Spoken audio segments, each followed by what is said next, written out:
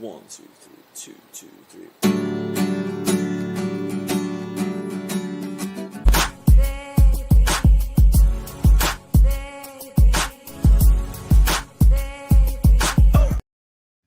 What's happening, y'all? Welcome to another episode of The Review.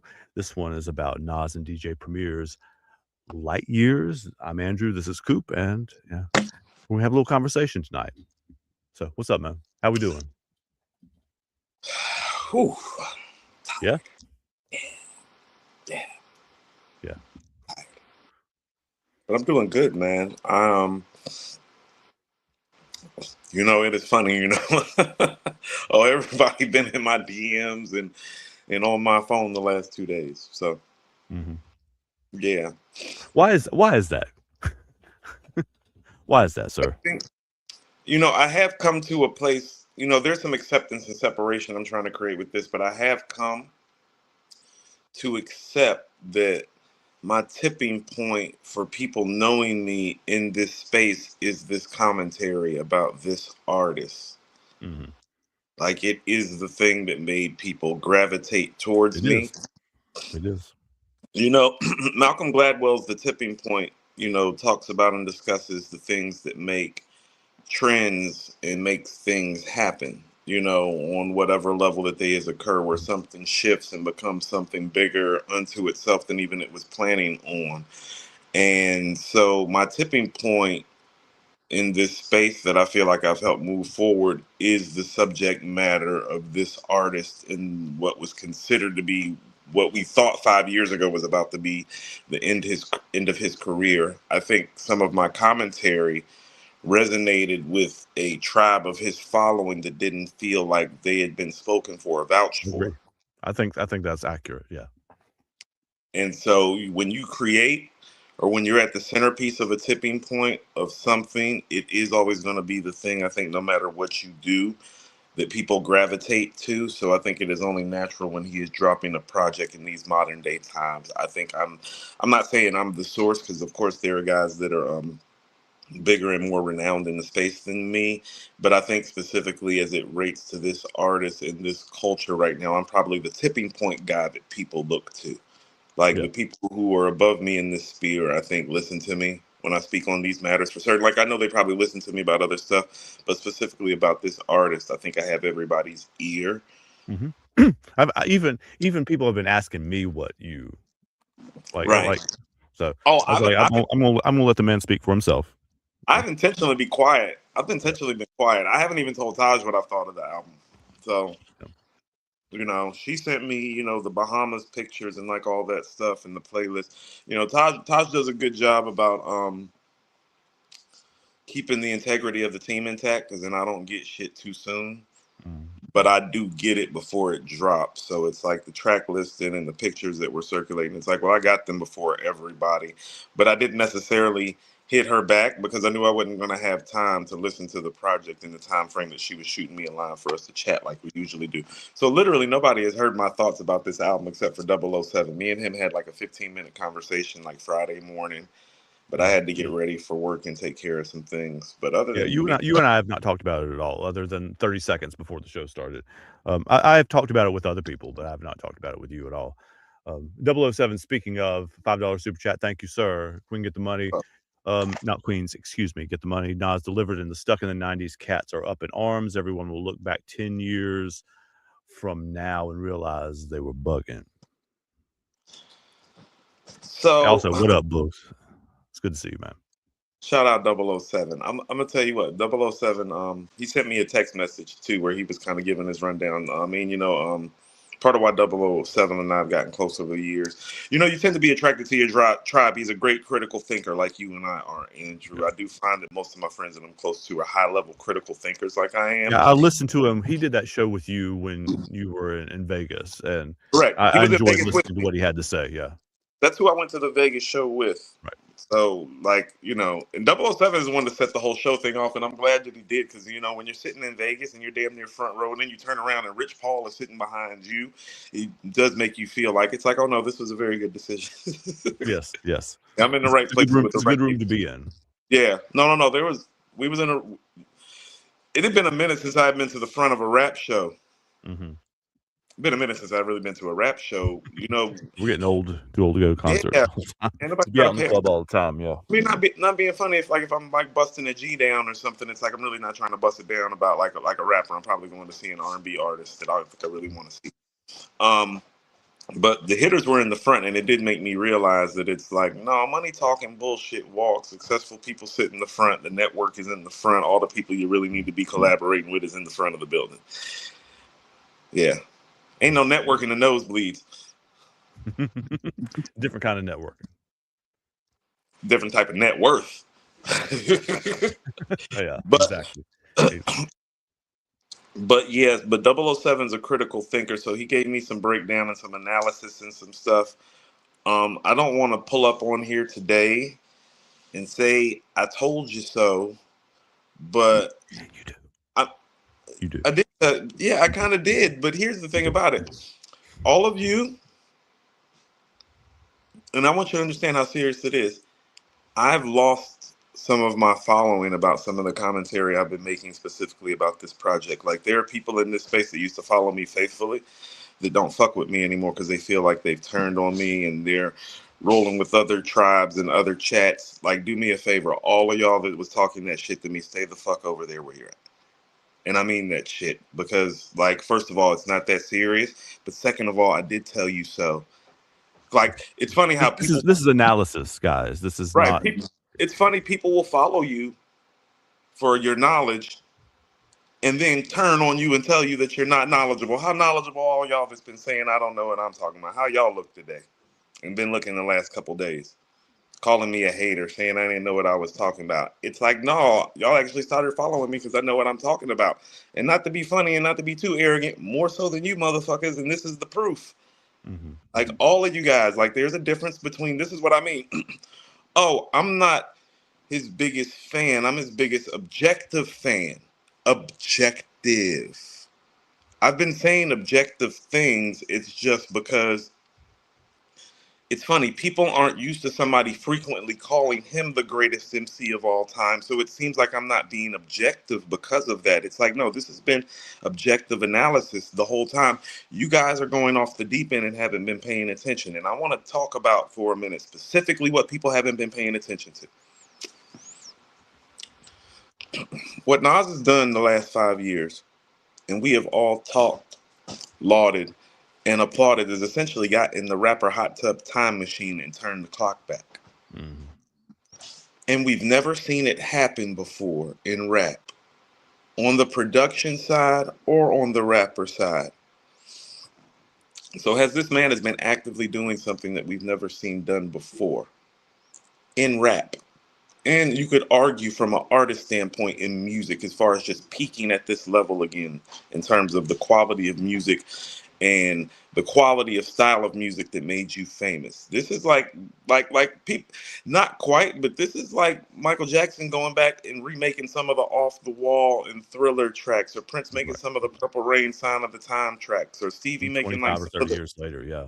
yeah, it's like not that they're the same quality of records, but you see the approximation of the artist is very close still. And even in like rock and roll land and stuff like that, which is like you don't see. It doesn't. You might see an album, Right, but you're not going to see an a artist set of 6. Right. Well, an artist will have a moment that will make you remember, a song that will make you remember. Yeah, maybe exactly. Album, maybe even on a rare occasion, an album that will make you remember. Yeah. Not a whole catalog run, not a third catalog run that makes you go, hold on, is this a third catalog? Like, is this a third stage? So, with all of these accolades we have been heaping upon him for that, what in the fuck made y'all think DJ Premier was about to do that too? You see what I'm saying about people having been realistic? We have been sitting up here acknowledging that this man has done something that really hasn't been done before in music. And y'all just think DJ Premier is supposed to jump on that ride with him and be able to keep pace. Your expectations haven't been realistic from the jump. That's the first thing. Because if you're acknowledging that he's doing something that's never been done before, you think Preem's about to be able to jump in that bag and do that same thing with him when we just now are seeing him do it? And this is somebody that was in the greatest MC of all time conversation before all of this happened. Right. That is literally the definition of unrealistic expectations. You think DJ Premier production wise is about to do what Nas is going to do MC wise, when none of us saw what Nas was about to do MC wise coming. Not one person saw it. And nobody's ever seen it by anybody else before either. Correct. That's why you didn't see it coming. It's a one of one. It is a one. Say that again, Andrew. It's a one of one. One of one. It takes two people to make this album. And so when I was saying I wasn't excited because it's like, no, I had clear expectations about what we had just received musically from him. I had a very, very clear idea in my mind that one of the reasons that this music sounded so good, and this is the second part we're going to get to, and I've said it so many times, well, when he worked with Hit Boy, it updated a lot of his formulas and made them sound good in modern day times. He's trying different things in that context, He's right? trying different things. There's nothing wrong with that. You don't go to DJ Premier to try new things. You go to DJ Premier to jump back in the bag. Here's what jumping back, which he did. Here's what jumping back in that bag looks like. We have about 9 songs over the course of 30 years. And not every last one of those songs is some sort of undeniable, indisputed rap classic, even with those 9 songs. So what made you think that you were about to get an undisputed rap classic out of these two guys when they've only got 9 songs in 30 years? And every last one of those are actually classics. Shit, 7 probably, 6 or 7. I mean, that's a pretty good percentage, but like, oh no, the clip is ridiculous. 9 and 30 years is not the same thing as 15 no, and 1. No, right? no. The clip looked like Tom Brady's winning percentage. It's like 78% or something. It's absurd. It's pretty high, but those tracks, I think all of those records that are classic by Nas and Premier got made before 2000. Andrew, yeah. 25 years removed from what you're thinking their peak stuff is. And this is where I kind of want to get into this. All this classic stuff that you're talking about, the heaviest Preem's ever been on a Nas album is the first one. He's on 3 of the 9 tracks. Other than that, it's 1 record from Preem on the Nas albums. There's a reason for that. Like, that's what I've been saying this whole time. Well, part of why you're so enthralled and so engaged with it. These guys, when they get together, it truly is like messing with some ether or some Chernobyl. When these guys get together, it is very, very explosive and very powerful, and thereby taking better in small doses. Andrew, correct. The potency of what these guys do loses some of its power when you do it in bulk, because you only need a small piece of Chernobyl to blow shit up. You only need a little piece of ether to cook all the dope up. You don't need a lot of it. You don't need a lot of it. And so when I've been saying I wasn't excited about this album, this is what I'm about to say. We never needed this album. That's why I don't like how everybody's been running around for 30 years. Oh, we need a Nas and Premier album. It's like, no, we don't. You motherfuckers are just motherfuckers. How about that? Right. Yeah. So today is the day I want all of these Nas stands to come to their reckoning and understand that you asked from the wrong product. You asked for the wrong product from this man. Yeah. You did. So all this shit I've been talking about, like, I need Hit Boy in there. Oh, I don't know how it's gonna go. Let's see how the Preem production sounds. Some of that has to do with how Nas talks now, and this is what I'm about to say. Preem isn't as big of a problem on this album as y'all think he is. Nas grew up, guys. These subject matters that he was exploring with Preem 25 years ago is some of your finest under 30 hip-hop New York rap shit you'll find. And respectfully, Gentleman is not under 30 anymore. And I mean, on the album, he's not talking about under 30 stuff. He's talking about 50-year-old, or 50 whatever year old. Like, he's talking about stuff that's legitimately part of his life right now, right? I want to throw these super chats up here before we move on too fast. Ill Magic with a $5 super chat. Thank you. Musically, this album is okay. Lyrically, it's great, but that's no surprise. It's Nas. Yeah. They're like, Nas sounds great. I'm like, yes, he does. Surprise. I'm like, ooh, big fucking surprise. It's like, Nas sounds great. It's like, oh, that very, Very in-depth analysis by everybody. It's been going on for the better That's the part kind of of thing that you would hear from somebody who hasn't listened to the Hit Boy run. He's been sounding, or any of his guest verses on the Mass Appeal records this year too. or somebody that just hasn't been paying attention for 3 decades, Andrew. Yeah. Will Cash Grow $5 super chat? Thank you. Heard that. I think he's asking. Have you heard the Eric Sermon Dynamic Duos Volume 1? I have not. Have you? No, but I would. But that sounds exciting to me. Yeah, I'm gonna have to pull that one up. That sounds exciting to me. I'm gonna have to do that. My focus is obviously. Was that was that this last Friday too? Was this a recent thing? I don't know when the release date on that one was. Yeah, my spare time has been sparse, so my attention. Like we were talking about this beforehand too. Those of you who don't know me, I'm a teacher, so this is exam season too. So we're giving exams, et cetera, doing grades, all of the. You don't care about all the teacher stuff, but it's been a busy world too. Ill Magic with another $5 super chat as well. Hit Boy spoiled us so much that a lot of us thought that DJ Premier was about to do what Hit did, and I just want to. I think Primo's the main is thing actually pretty good personally, but like it's not. The production is good. We're going to toggle into some of that in a minute. Yeah, for sure. The thing that I've been more right about Hit than I've been right about Nas. I told y'all that what Hit was doing for Nas was special, and so you did it in real time. And when I was listening to you talk about KD1 and 2, like, yeah, I remember. Don't wait till the time has passed to give people their flowers. Don't wait till the time has passed. So it's like Hit Boy deserves his flowers today, not at the expense of DJ Premier. We do need this. I do feel the need to say this because I haven't read much. Almost every message that I've received from people, though, has been about DJ Premier's production.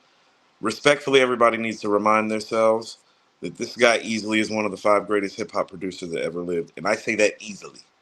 Okay. I say like putting him at 5 might be putting him too low. Okay? He is one of... When Preem's not in people's top 5 producer lists, I'd be like, oh, you from Cali. Yeah. You gotta be from Cali. That's it. So let's not take away from his iconic status or try to like take down his name because you feel like Nas is rhyming great and you feel like the production maybe wasn't going to match. Listen to what I'm about to say. DJ Premier in his prime had trouble keeping up with Nas. It's Nas, motherfuckers. That's what I've been trying to say. It's like, oh no, when Preem was at his peak, this was, a perfect pairing. At his peak, Nas found his peak again. So unless Preem was going to find his peak again, and this is what I'm saying, because of who he is culturally, Preem's peak is a little bit more devastating than Nas's peak because he's a producer, so he gets to spread his peak around on different artists. Right. I want to reference Big right quick. There's some big samples and Big. I heard that. I was proud that I recognized it. So. Yeah, well, here's the thing about it that I've been saying to people about Nas during this run since KD2. It's like, well, he talks a lot like Big now. So it's a lot of fly talk.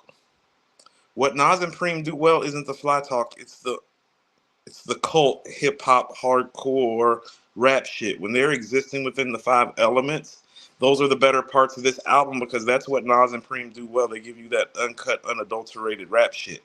Yeah. Nas doesn't do that anymore, guys. Like, he doesn't do that on a regular basis anymore. But he never really did that on a regular basis. That's where they shine. The highlights on this album are the albums where they dig into their rap shit and they get on the 5 elements of hip hop. That's where Preem and Nas work. The expectation for Nas to talk like that on an album isn't realistic. He's never talked like that for a full album before. Right. That's what I mean about all these expectations being unrealistic. It's like, whose careers people been following? Whose rhymes have y'all been listening to? Who beats y'all been listening to? What Hit Boy run have y'all been listening to? Because all this stuff was like in plain sight to me. So I just kind of want to organize it and toggle it all down for people. Like, do you understand now why this shit wasn't that exciting to me? You're explaining it. Well, it's all of these things. It's a lot of things I'm explaining. We're 20 minutes in. We ain't got to the music yet. We hadn't talked about one single song. Yeah.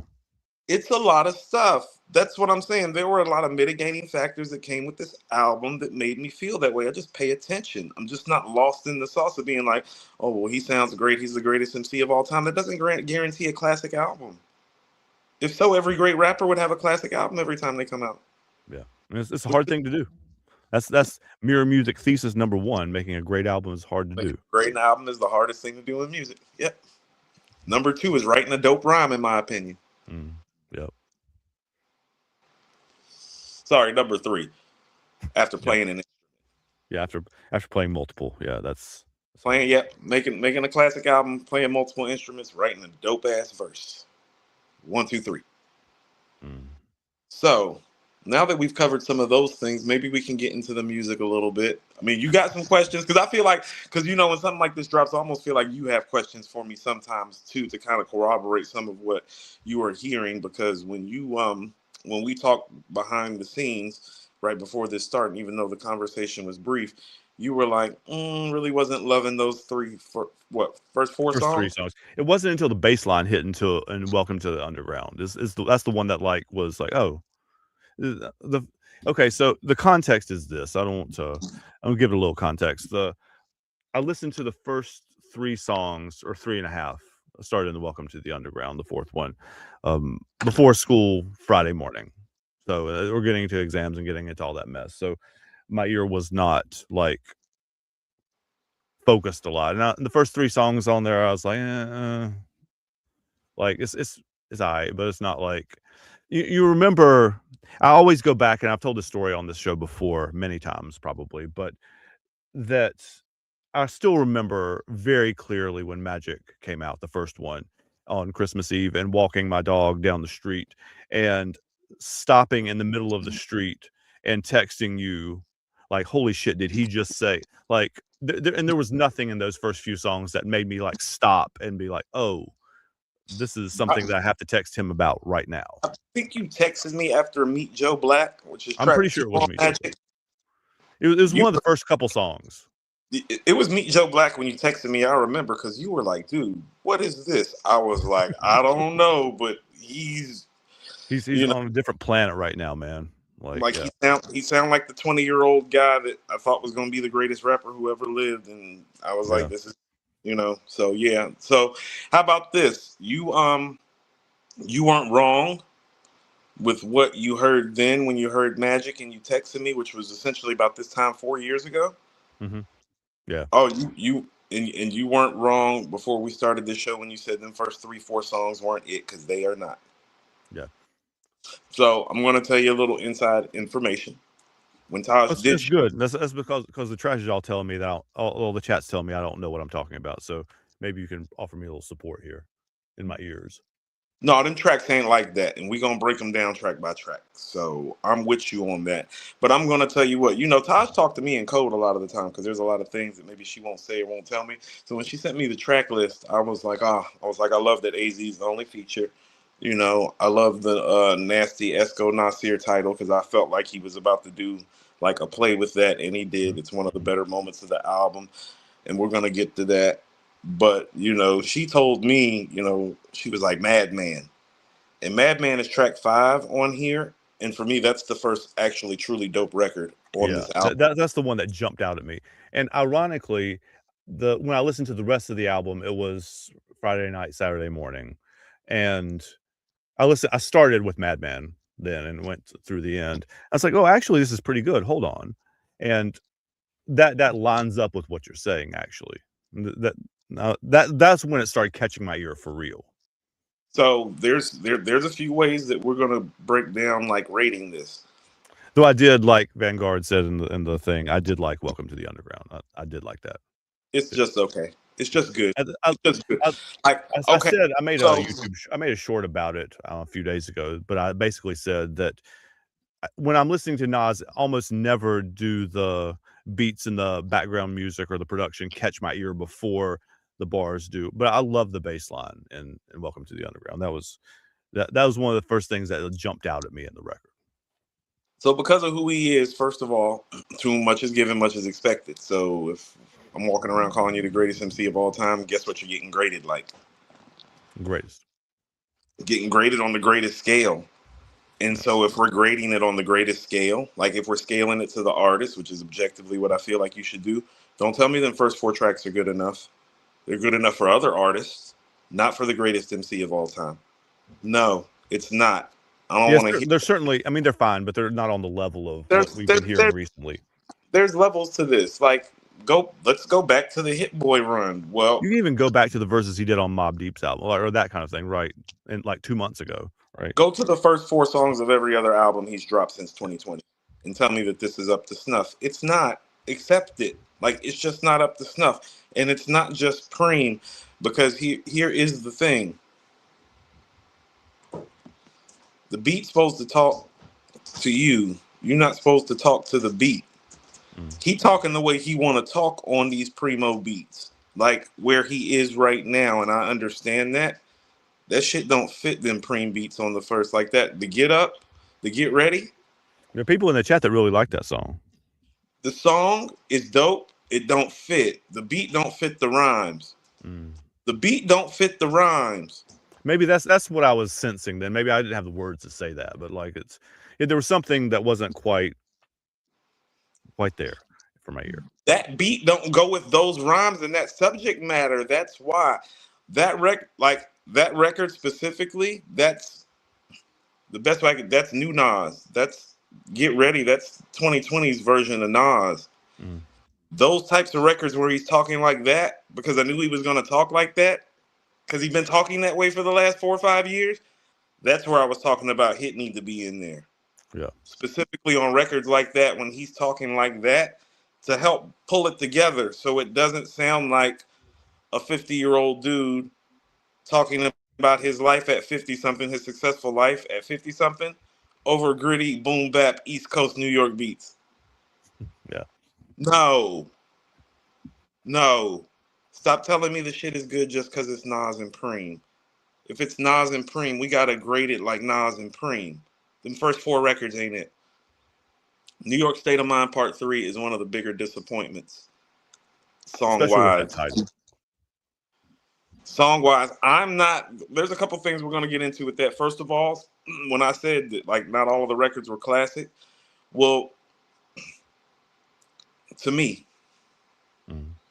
New York State of Mind is one of his finest moments. It's actually one of rap's finest moments. Yeah, the original, it's an incredible fucking song. Especially if we talking about on some rap shit. We talking about like an MCing. Oh, that's as good as anything he ever did, Rakim ever did, Kane, Jay, Big, Pac. Like you can, Kendrick if you feel that way, Wayne if you feel that way, like whoever your guy is. It's like, no, that's him at his zenith. New York State of Mind Part 2 for me isn't that. Wasn't expecting it to be that. It is a wonderful record and an appropriate follow-up. This is not even existing in the stratosphere of Part 2. It doesn't even deserve to be talked about with Part 1. Yeah.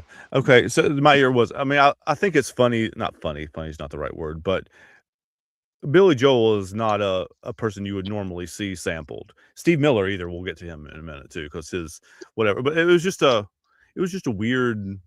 If you go sample something like that, you got to really freak the sample. Preem is not always the best producer at flipping the sample. Like he's good at taking the sample and chopping it, but what I mean flipping it so that you know what it is, but it's almost non-discernible to you. It almost is like, oh no, I know where he got that from, but it sounds like his beat now. Like I'll give you a prime example of that, and I always reference it, is when Havoc did Quiet Storm, and he took white lines from Grandmaster Flash and the Furious 5. Well, if you know your raps, it's like, oh, you know that's the bass line, the white lines, but he freaked it and made it his own.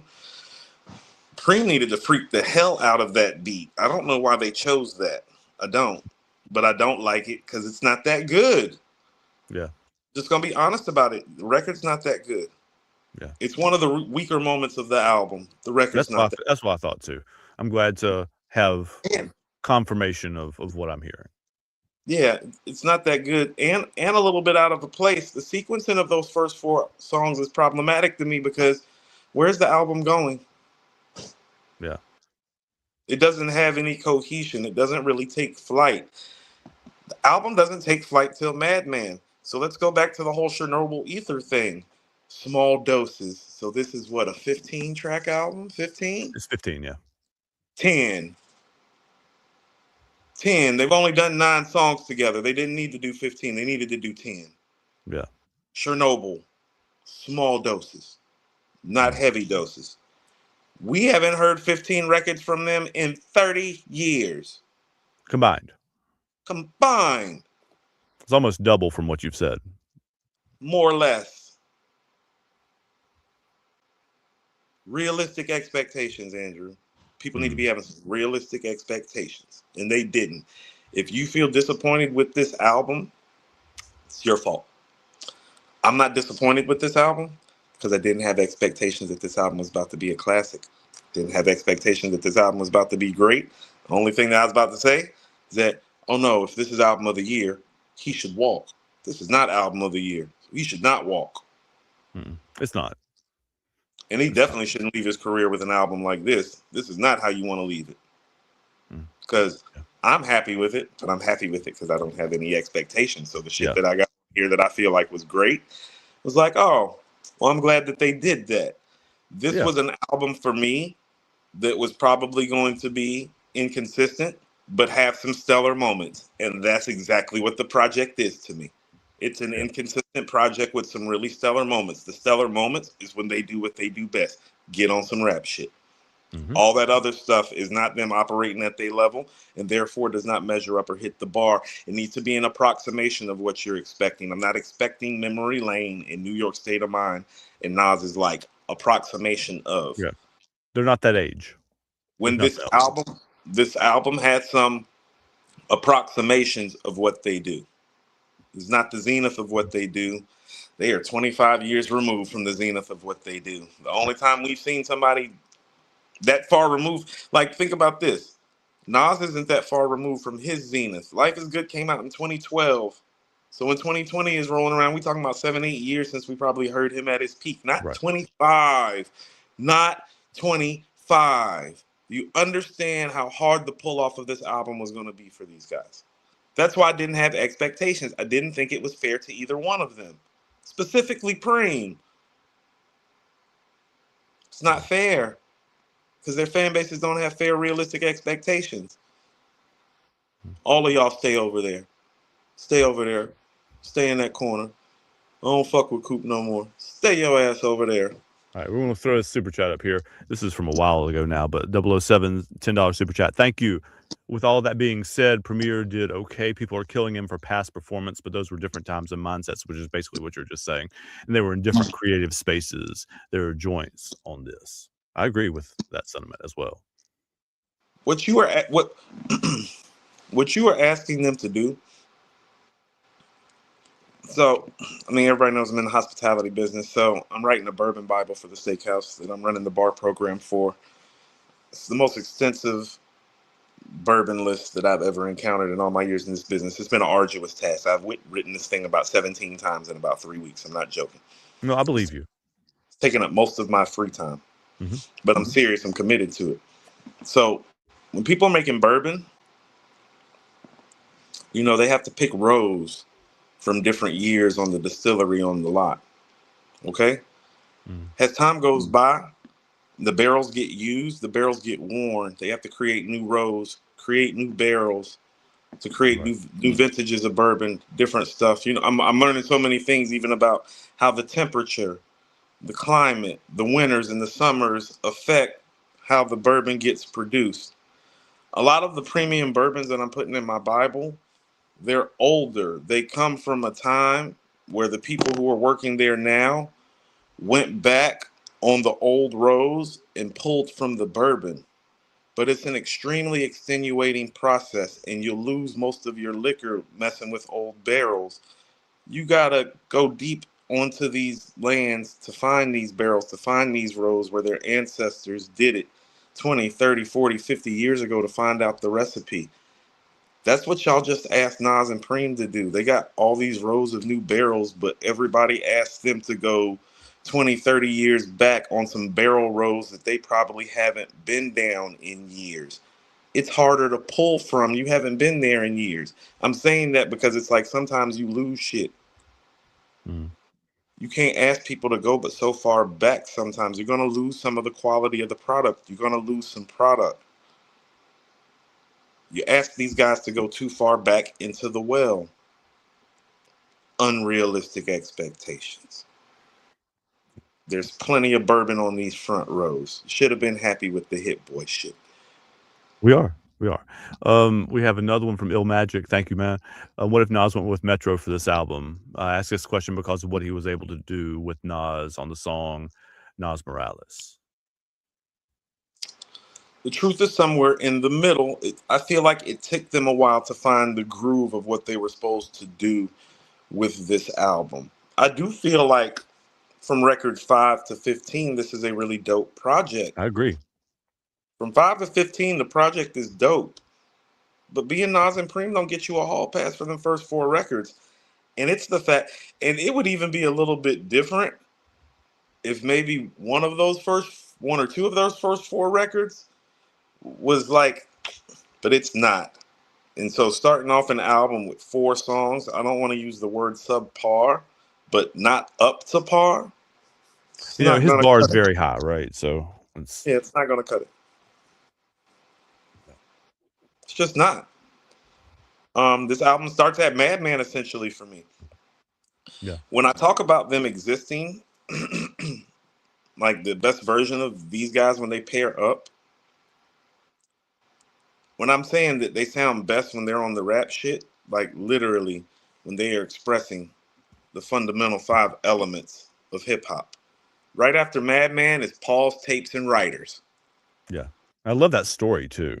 On top of Okay, so Paul's Tapes and Writers isn't the best beats in the world, but stylistically it fits perfect with the they subject fit that's exactly matter. because what he's describing, it sounds exactly like exactly. It sounds they like you said, it fits together. Right. So this isn't just about the quality of the beat. This is about them being in chemistry and in unison.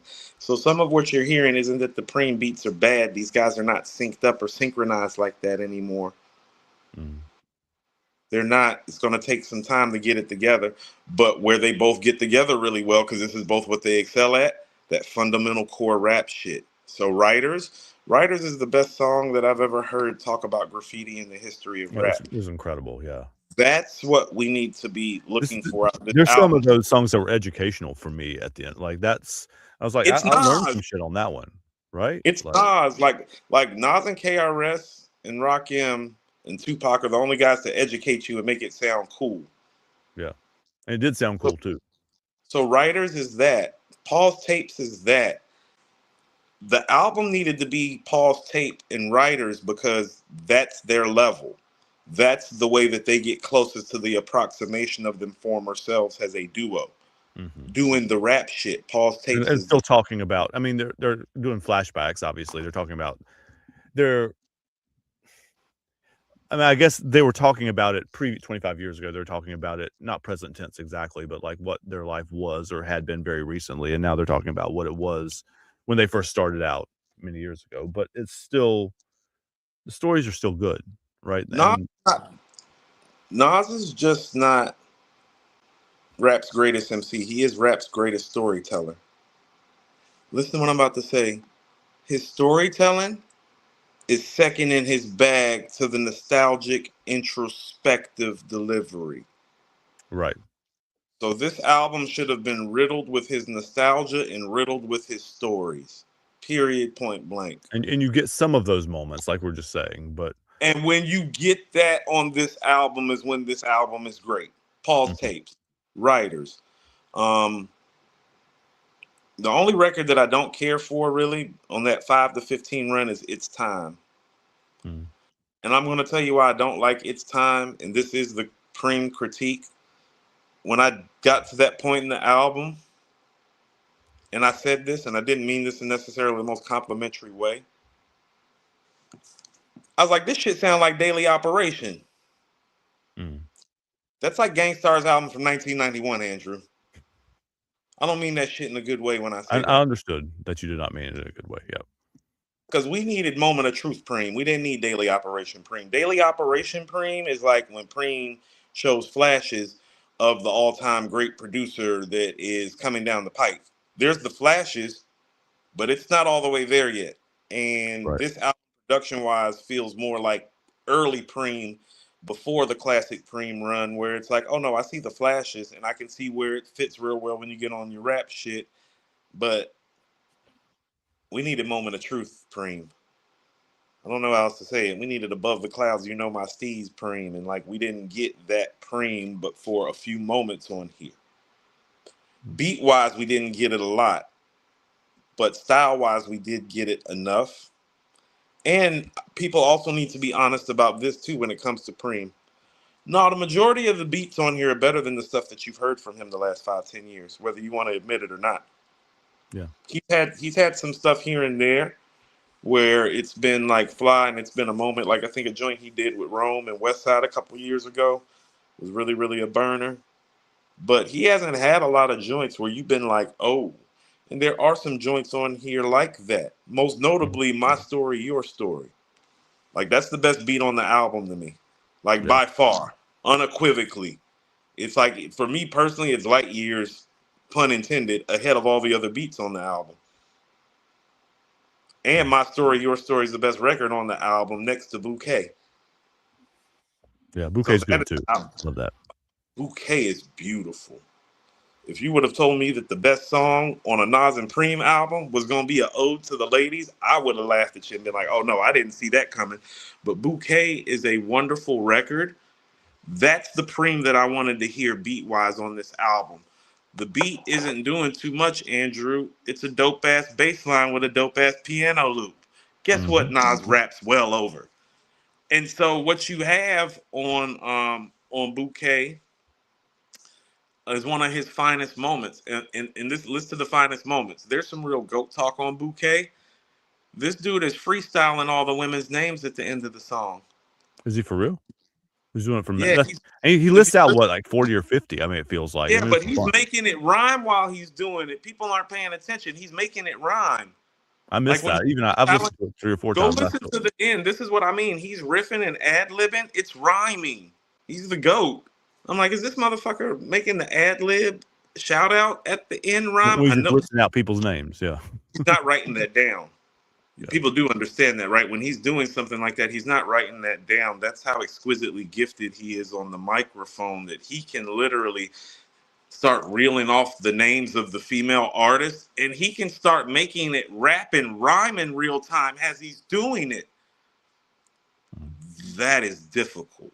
So I even hear some goat talk in Bouquet that maybe other people don't hear. It's like, is he making the fucking freestyle ad-libs at the end rhyme? Like, who does that? It's hard to do. It's coming off the top of your dome. You're recording live. You can hear where he starts. You can hear where he's riffing, and then you can hear where he catches it and just starts making it rhyme. I'm like, this dude is phenomenal. And sometimes I know maybe I hear things because I've been in the studio and I've been around a lot of MCs. Like I've spent more time. I've been in the studio, since I was a teenager. And so maybe I hear some things that your average listener doesn't hear too artist-wise because I still have my artist ear. But when he does stuff like that on the mic, that's the stuff that makes me say that he's the GOAT. Because it's like he covers all bases and all things when he does things. Even on his ad-lib freestyles, he's like, no, I can make that rhyme too. So there are some really special moments on this project. You just have to pay attention to them and look for them. And I know everybody wants it like boom, blow, thrown in your face. And it's just, project's not that. Okay, 007 with another super chat, $5. Thank you, man. Madman Sons, It's Time, Nasty, Esco Nasir, My Story Junkie. You got 6 out of 15 joints that are fire. Intro was solid, Shine Together, and Third Childhood, and Writers were cool. I think Shine Together is the sleeper on the album, and I don't think 007 is giving Writers enough credit. Concur with your sentiments. Yes. When like this is what I mean when he says the mic is a marker, I'm tagging up names. That there's education in that. He's letting you know, and then he does it on Bouquet too. And he does it on, right. But here's what he's saying in that bar: the graffiti artist was the MC first. The mic is a marker. I'm tagging up names. Like he's letting you know that before the mic was the thing, The marker the spray, was the the marker was the thing. Like that's what I'm saying. It's like, oh no, he be in his bag when he's on his rap shit on here. It's just they don't get in that bag enough. I do like Sons, Young Kings. This is something that I'm going to quibble with about the album as well. It's too much retread material. We got Third Childhood. We got New York State of Mind Part 3. We got Sons, Young Kings, which is essentially Daughters Part 2. He has one son. He has one daughter. He did daughters because his daughter is his eldest child. Well, now his son. He's doing If I'm that. not mistaken, his son right now is about the age or getting closer to the age that his daughter was when he made Daughters. So some of this material is like, I don't want to say rehashed, but he's covered these topics before. I would have liked it if they would have gotten more inventive. Yeah. Yeah, because I mean, for 3 records, they kind of, I don't want to say took the easy way out, but it didn't take much effort to redo New York State of Mind, Third Childhood, and Do Sons. Those are 3 retreads. Yeah. Third Childhood specifically, like, uses the same hook, and I don't love that to end the album because it feels kind of lazy from 2 guys that I know work extremely hard. Yeah. We have one more from the L Web 100. I went in with normal expectations and was still let down. Primo couldn't even match the beats he did on the Ransom EP, let alone the Prime album. I don't love Prime like that, so, but I hear you. Beats on Prime are better than this. Yeah. Prime was also like, if we're talking about Prime 1, if I'm not mistaken, Prime 1 came out, what, 2015, 2016? So we're talking about 10 years ago. Even if you're going back to like the last time you maybe felt like Prime is probably the last project. Prime 1 is probably the last project Prime did where I really enjoyed the production from beginning to end. That was 10 years ago, I'm pretty certain. It's 9 years at the earliest, I think. Yeah. So that's a long time. Yeah. Yeah.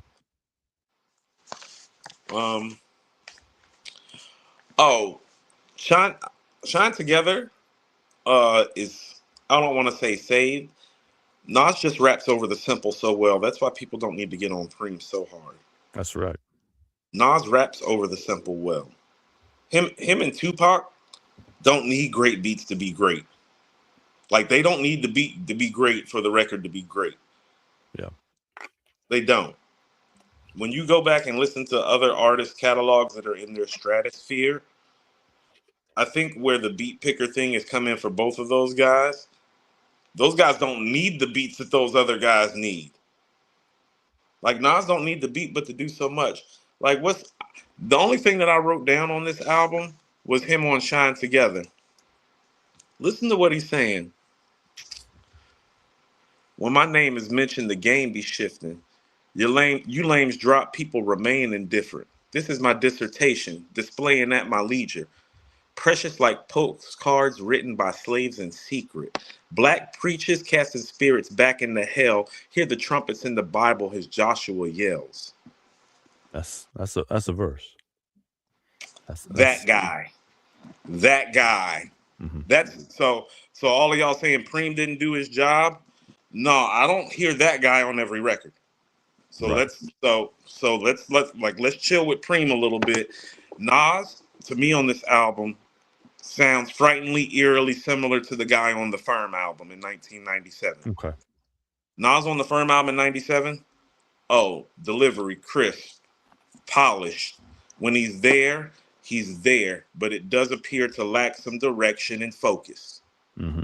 Yeah, I agree. But when it's focused in, it's dope. But this is what I mean. Like, when I listened to this project, they almost made me feel like they should have taken more time to work on it to get in more of a groove. Because I don't hear the groove. It came off definitely like we promised you this by the end of the year, a little bit. I don't know if it's that. I mean, he ain't never really gave a fuck about delaying shit or tossing shit or not doing, like, he ain't never cared about that before. So I don't think that's the thing. I just don't hear the synergy. Yeah. Like, not being funny, there was a point in this project where I was like, since we doing all these replays, where my Death Row East Part 2? Call hit. Where my Death Row East Part 2? Hope it's in the.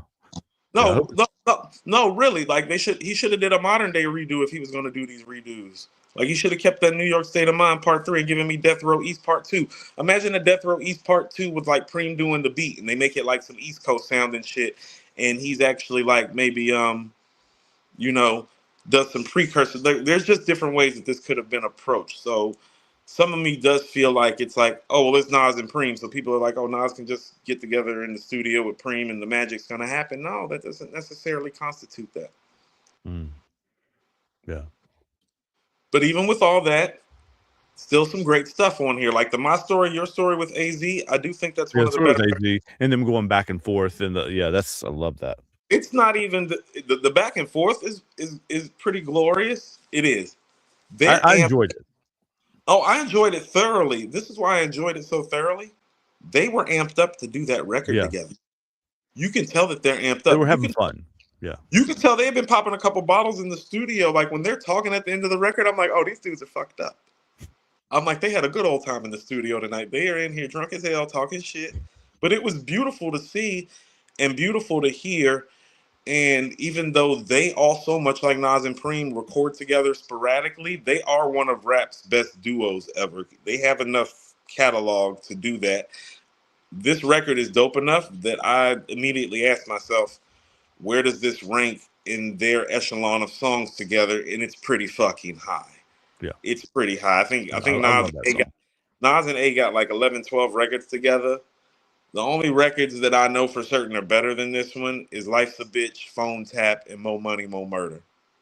Those are record, upper echelon. That's as high as it gets. That's as high as it gets on some rap duo shit, really, to me. Period. Like, yeah, like I don't know if like Big and J's 3 records ain't like that. Method Man and Redman, I mean, they got How High, but I don't know if they got another 2 records that's like Ray and Ghost got it, Kiss and Styles got it. They got some joints. I mean, that's why I go back to Ray and Ghost, because Ray and Ghost got so many high level classic joints. There's tons of those. There's tons of those, but Nas and A is up there, man. I mean, I realistically said to myself, like, hold on.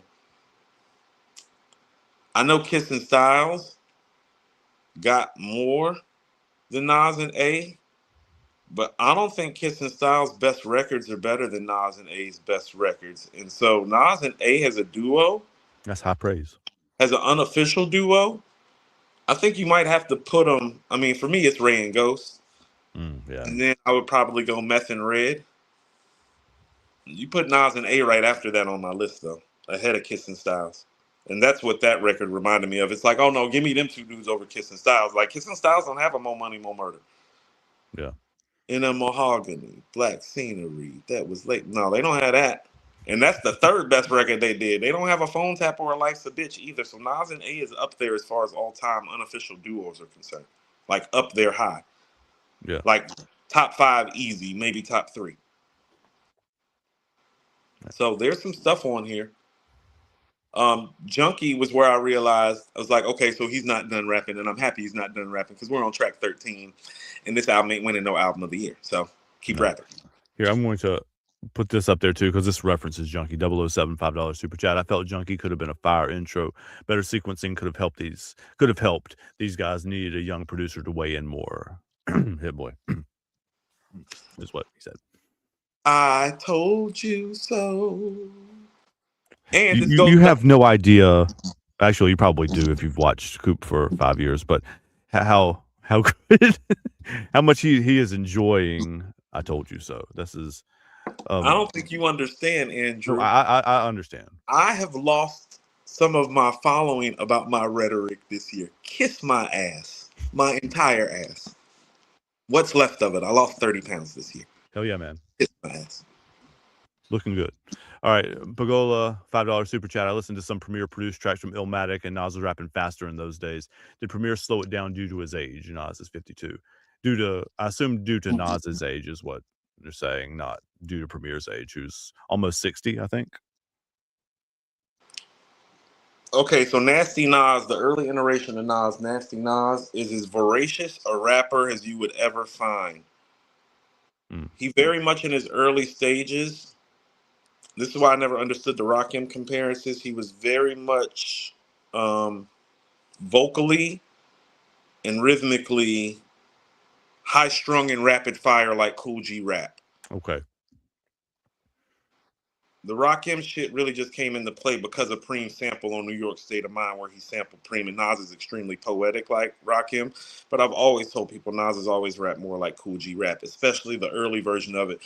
When he starts off the album too, and this is what I mean, his barometer hasn't changed. And his barometer has always been Eric B and Rakim and Cool G Rap and DJ Polo, and he references it on the first record on this album. That's his barometer for MCing. It's the Cool G Rap DJ Polo albums. It's the Eric B and Rakim albums. That's what made him a microphone fiend. He references it immediately on the first album. But it's always And then he been calls himself a junkie too about a microphone. Like, I mean, he's coming back to that. junkie, new microphone fiend, right? Like, right, the new microphone fiend, like Eric B and Rakim, follow the leader, microphone fiend, junkie. Yeah, that's his barometer. Like Rakim and Cool G Rap are his measuring sticks, but it's always been more G Rap. He's just poetically inclined Rakim and musically inclined Rakim, but the early version of him is more G Rap. So when they're saying he's rapping faster, it's like, well, he's 19. Yeah. A little bit more youthful, a little bit more energetic. All those guys sound like that. When you get more comfortable on the mic, it does slow down your flow and make it sicker. That's why Big sounds better on Life After Death than he does on Ready to Die, but he doesn't sound as hungry or voracious. He's become a better MC in the studio. He's not, sometimes people understand, I've had a lot of people be like, hey, why don't you, talk like this anymore? It's like, well, I'm not going through 2 divorces and 3 court cases. I can't talk like that anymore. Right. What you're going through affects how you talk. Even in the real world, even not just in the music world, just like you. Yeah. Well, what I'm saying, 19-year-old him that's rapping fast on New York State of Mind and Memory Lane, well, he's in Queensbridge. His life might be on the line a little bit. He's in the projects. He's impoverished. Life is happening fast. His friends are dying. You see how speed. It's happening fast. So he's rapping fast. Oh, a little bit more comfortable. Life is slowing down. And that's where people talk about, well, there's a fine line between becoming polished and losing your hunger. Right. And he references that too near the end of this album as well. He does. So he's very polished on this album. The hungry moments are few and far in between. He typically sounds hungry on Preem beats. That's what people are talking about. So if you're feeling let down, it's like, well, no, he attacks Preem's beats with intensity as a young man. But that's kind of what the beats told him to do. Like, the beats are moving kind of fast. Nas's like isn't a slow beat. Yeah, Memory Lane's not a slow beat. Represent's not a slow beat. It's not melodic. Preem really don't do the melodic like that. Yeah, there's bass lines in there, but it's not I wouldn't call them any of them melodic particularly. Nah, Bouquet's the first closest one that gets to having some like melodic, more like musically inclined tendencies to it that goes outside of the boom bap realm that Preem exists in. But I was using those bars from Shine Together to highlight. It's like, no, there's goat talk on here, and there's not a lot of it. So he's not talking like that on every record. No. Like, this isn't a KD3 or Magic or even KD2 mic performance, in my opinion. So let's not act like he gave us some sort of legendary mic performance either. I know we're parsing hairs here, and this is another reason why I didn't want this album to come out, because I didn't want to have to get up here and say I told you so and talk critically about one of my 3 favorite producers and my favorite MC who happens to be the best MC who ever lived. I didn't want to do any of that shit because these guys are icons. That's how I reacted to listening to those first 4 songs. It's like, am I gonna have to? Right, because these guys are icons and legends. We have to be objective, right? We have to be objective. I have to be objective and honest, and I didn't want to pull up here and have to start shooting. That's why I was like, "Nah, you can keep that album. I'm cool if you do something else." Yeah. But it has its moments. 5 through 15 is good. I like everything on 5 through 15 except for It's Time. Because once again, what was that? Steve Miller? Yeah, that's the one with Steve Miller in it. Yeah, you guys know who Steve Miller is, right? Yeah. That's Fly Like an Eagle, Fly Like an Eagle. You know that song, even if you... They know the record. They don't know who Steve Miller is. That's what I'm saying. Like, if I played Fly Like an Eagle in there, Into the Future, right? I mean, they played on fucking commercials and all that shit all the time. Think about this. This is Nas. This is Nas and Preem. This is... I'm pretty sure that's the song they sampled, too. Like, that's what I heard in there. This is a hip hop lover's dream, and y'all are sampling Steve Miller and Billy Joel. It was just weird. It's not It's wrong. bad. It's just So I'm not gonna what I call it what expected it for is. sure. It's wrong. It's misguided. It was a poor decision. Like that's why I'm saying niggas need to keep it real too. Like everybody know how I feel about fam as an artist. No, those were poor decisions. Poor decisions. Nas and Preem sampling Billy Joel and Steve Miller, you better look. If you're gonna do that, that shit needs to be fire. Like if you're gonna do that, those need to be the two records that we look at and be like, oh my god, look at how they freaked that and killed that. I didn't even know Yeah. they could do that. We are pulling up here today. Like That somebody with non-hip hop ears like me shouldn't be able to recognize the Steve Miller. So like I recognized the song when it came in there. I was like, and obviously the Billy Joel hook is like he's singing the whole song, not the whole song, but like I don't like that either. it's Keep pretty that straight too. up. Keep that too. Nas's bars ain't like that on New York State of Mind Part 3. That's the real problem with the record. That's what I'm saying. Like some of these records, it's like, don't just look at Preem. It's like, no, Nas didn't deliver the way that we become accustomed to him delivering on this iteration of itself. Yeah, I don't gotta go Illmatic, it was written Stillmatic, Godson. No. We don't gotta talk about that guy. He didn't reach the level that he reached with Hit Boy on this album as an MC. I agree. Um, there are a couple ways I could go with this here, both of which I want to talk about. But first, first, what you've queued up is this better than any of the Hit Boy albums? Any of the 6? That briefly crossed my mind. I don't think it is, to me. But I'll also hold Magic 2 higher than most people in this community do. So I need some more time to listen. yeah, again, that's just my reflex answer. Like I mean, it might be, I might have a different opinion later, but It all depends on how great you think the great is on here, because here's what I would submit to you. There's about 4 or 5 records on here. This album is plain like some of his inconsistent projects where it's not one of his best pieces of work, but because of who he is, he makes about 4 or 5 songs that make it better than a lot of cats' albums, even right, though yeah. the So we're album is saying it's not inconsistent. a legendary album for him, but in It's context not of right, but in relationship to other guys, that's what I'm saying. Do I think because he wins where De La just wins eternally and infinitely when he does quality shit. Well, his content is better than whatever the other guy's right. content is. Mhm. Same thing here. That's what I'm saying. Like, oh no, Bouquet, Junkie, writers, Yeah, Paul's tapes. Oh no, he killing a lot of the motherfuckers in the game just with those 4 or 5 yeah, records. It's just the rest of the records don't make the album good enough to say that it's album of the year. But he is so great that he can make 4 or 5, 6 great records on a 15-track album, and that is better than most of the shit that came out this year. Still, it is. It is. that is the thing about him. So it's like, oh, his 75% is better than 95% of the game. Yeah. That's why he's the GOAT. So that's what I mean. There's still some GOAT talking here because it's like, oh no, you only gave me about 6 or 7 bangers out of 15, and it's still some of the best shit I heard this year, but it's not the best. Right. No, I agree. can't, I agree. I can't in clear conscience put ahead of Let God Sort Him Out by the Clips.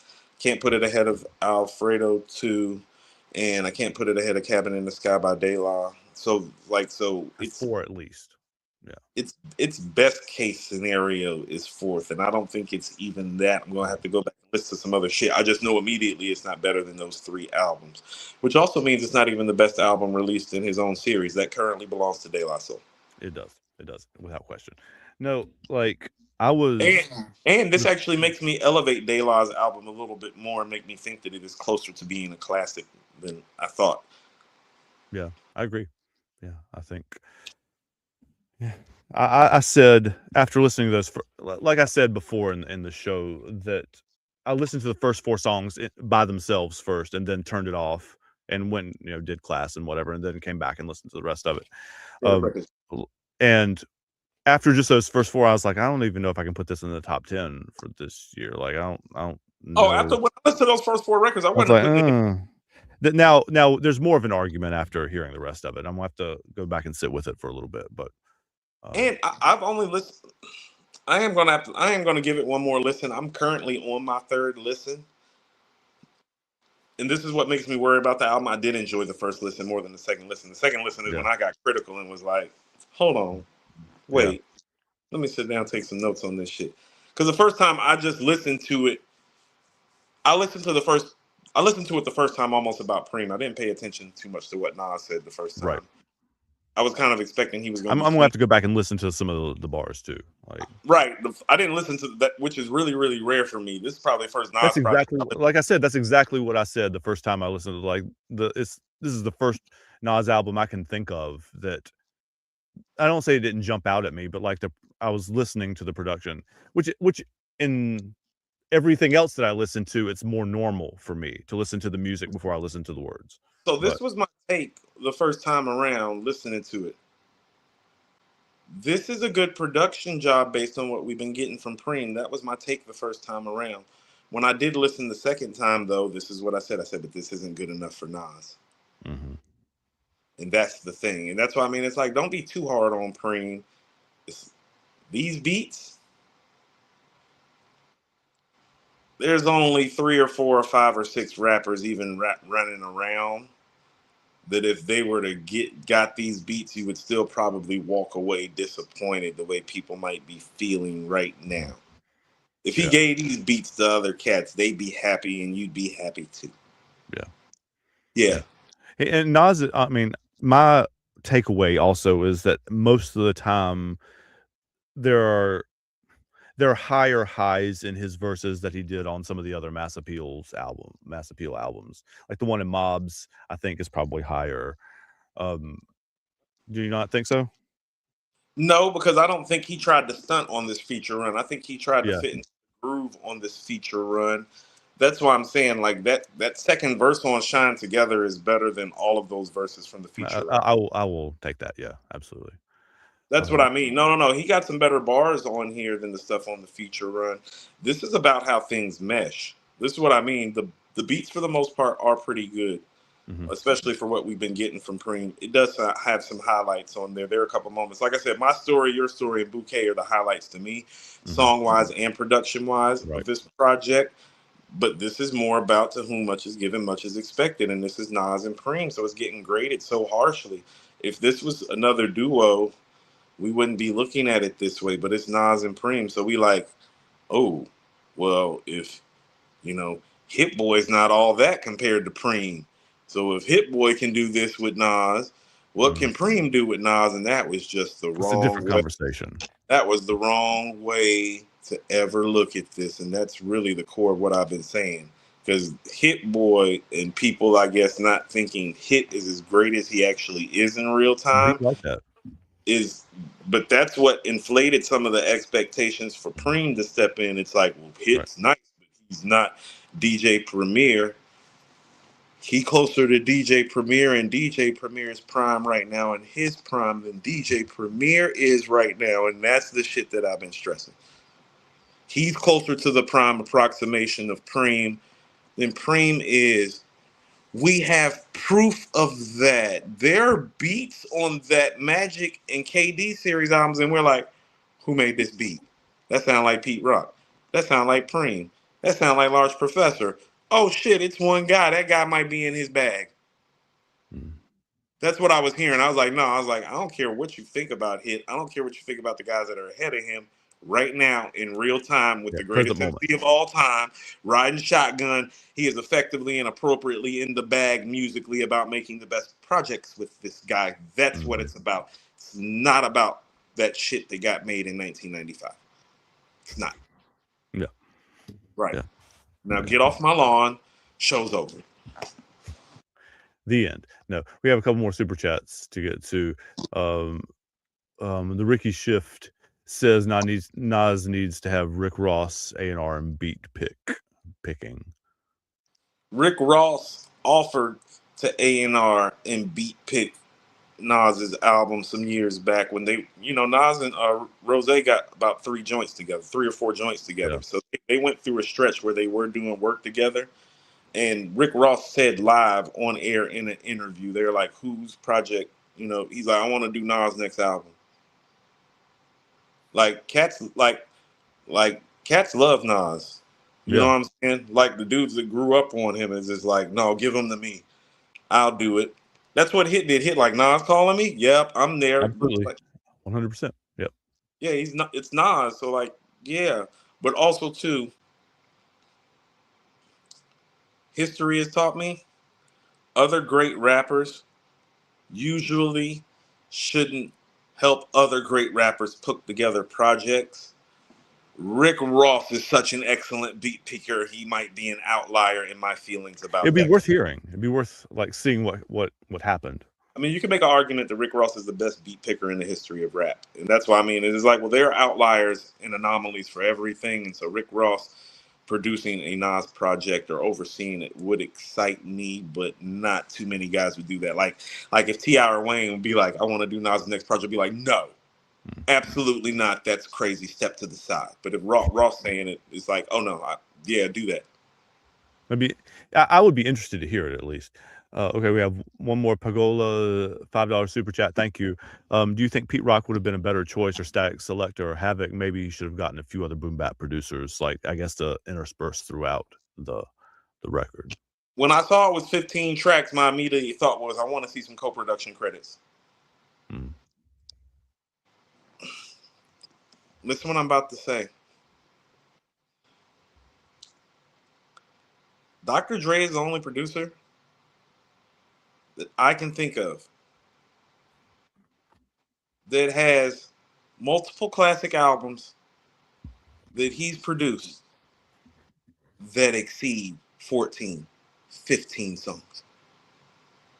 Yeah, Right. it's hard to do. It's hard to do. DJ Premier has one album like that. He's a top 5 producer all time. It's Moment of Truth. Guess what? The RZA has one album like that that's more than 15 tracks. Mm-hmm. More than 15.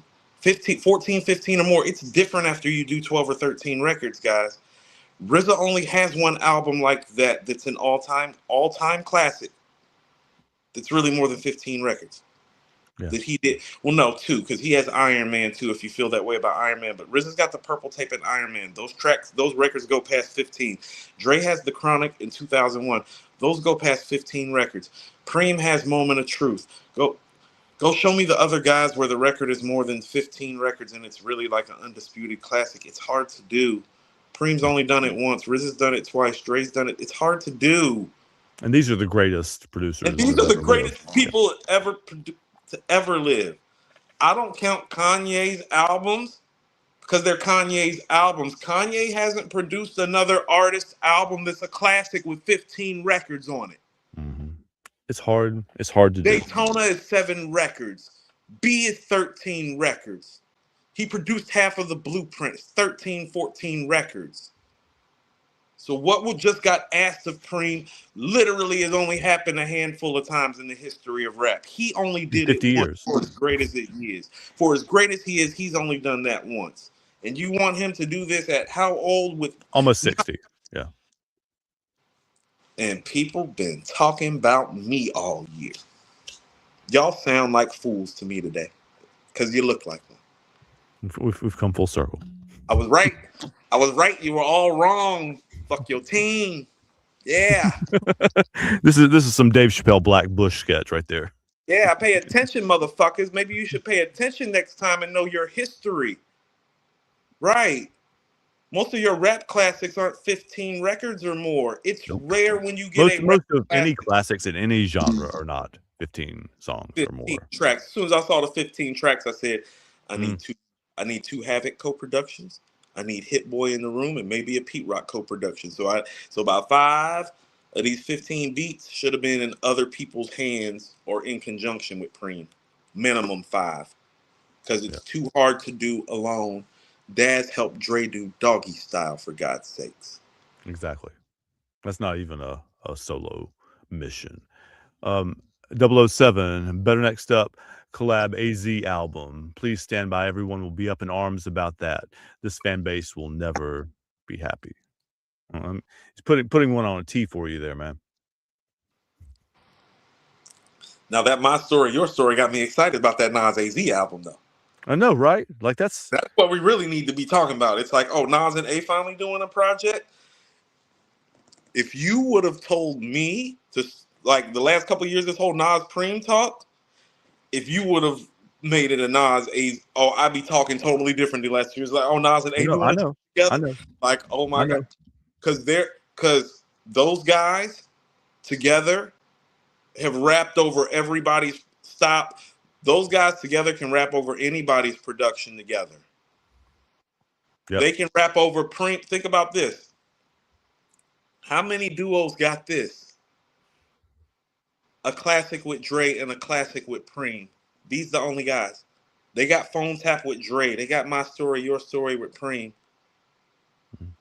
That's what I'm saying about, like, oh no, I'm excited about the Nas and AZ album because you can give Nas and AZ a Dre beat. It don't matter. A Preem beat, a Havoc beat, a LES beat, Buck Wild, Organized. You can give them any beat and they gonna make some fly shit.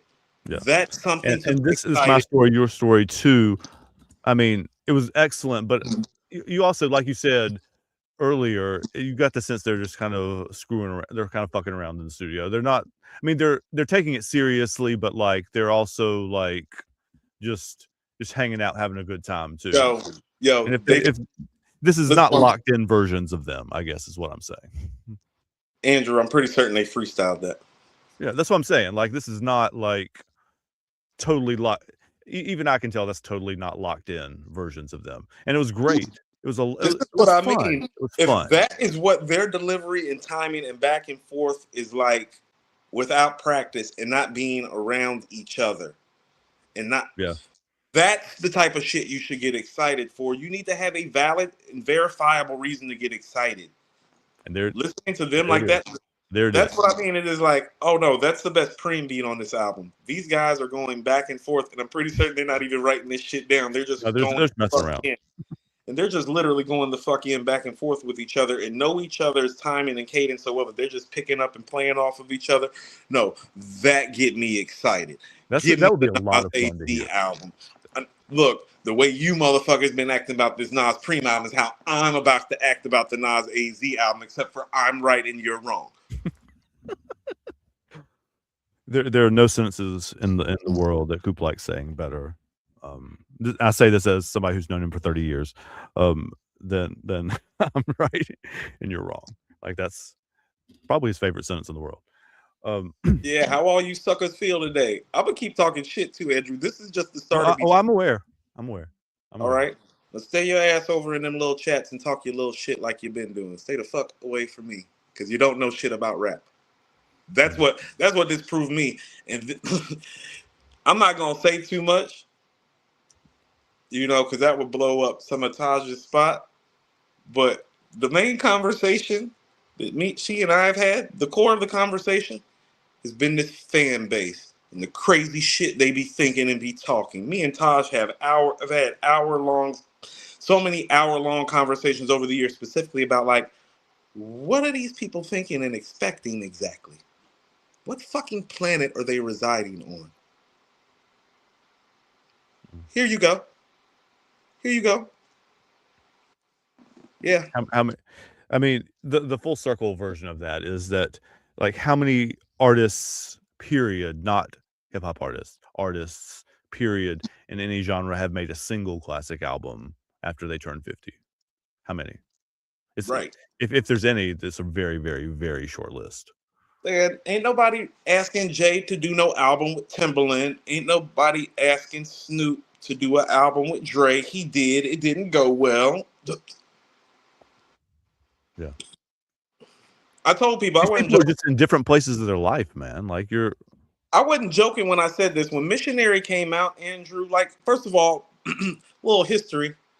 My mom and her friend Tara actually went to Tri-Cities with Outkast.